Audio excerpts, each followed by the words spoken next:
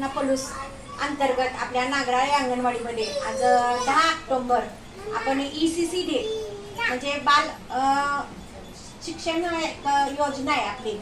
तर पूर्व प्राथमिक शिक्षण कसं द्यायचं ते दर महिन्याला 10 तारखेला आम्ही त्या ॲक्टिव्हिटी मुलांच्या वर्गात करून घेत असतो.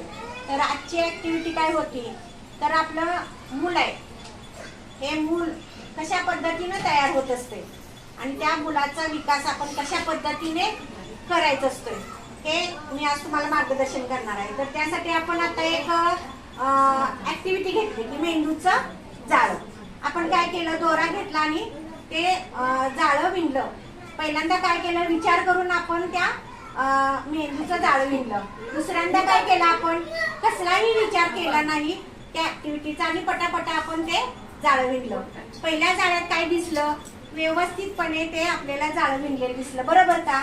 आणि दुसऱ्या ॲक्टिव्हिटीत काय दिसलं तर ते ओबड-धोबड कसं तरी विणलेलं दिसलं. यातूनच आपल्याला एक शिकवायचं आहे की आपली मुलं म्हणजे आपलं एक भविष्य आहे, बरोबर का?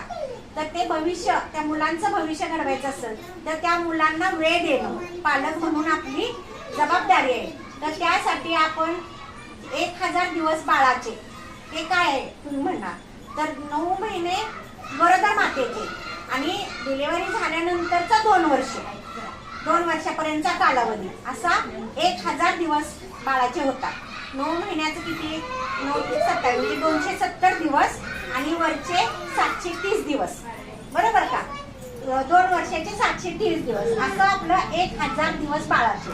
हा कालावधी खूप महत्वाचा आहे. का महत्वाचा आहे, गरोदरपणी जर त्या मातेनं आहार व्यवस्थित घेतला, त्या मातेनं आरोग्य व्यवस्थित तपासणी व्यवस्थित केल्या तर अतिशय चांगल्या पद्धतीने त्या बाळाची वाढ, त्या गरोदर मातेच्या पोटातच त्या बाळाची वाढ होत असते.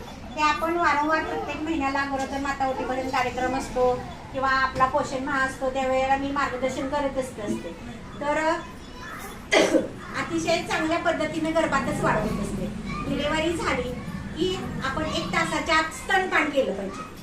आपल्याला माहिती आहे 1 तासाच्या आत स्तनपान का केलं पाहिजे, तर स्तनपान हे बाळाचं पहिलं लसीकरण.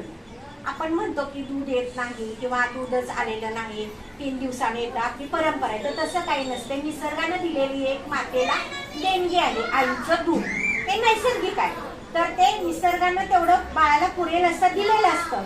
म्हणून आपण काय करायचं, 1 तासाच्या आत स्तनपान द्यायचं. कारण ते बाळ सतर्क असतं, ते बाळ तेवढं जागृत झालेलं असतं आणि म्हणून 1 तासाच्या स्तनपान